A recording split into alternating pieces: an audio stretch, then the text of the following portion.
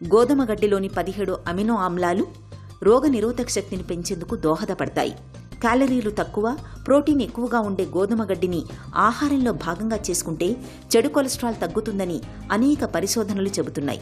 అంతేకాదు, వరుసగా నెల రోజుల పాటు ఈ గోధుమ గడ్డి రసాన్ని తాగడం వల్ల హై బీపీ, మధుమేహం అదుపులోకి వస్తాయి. ఇక ఛాతీలో మంటని, అధిక బరువుని కూడా తగ్గిస్తుందని నిపుణులు చెబుతున్నారు. గోధుమ గడ్డిలోని క్లోరోఫిల్ రసాయనం మన రక్తంలో ఎర్ర రక్త కణాల సంఖ్య పెరిగేలా చేస్తుంది. దీంతో మనలో రక్తహీనత తగ్గుతుంది. ముఖ్యంగా మెనోపాజ్ సమస్యలతో బాధపడే వాళ్లకి ఇది మంచి ఫలితాన్నిస్తుంది. కాబట్టి దీన్ని జ్యూస్ లేదా టాబ్లెట్ల రూపంలో తీసుకోమని చెబుతున్నారు పోషక నిపుణులు.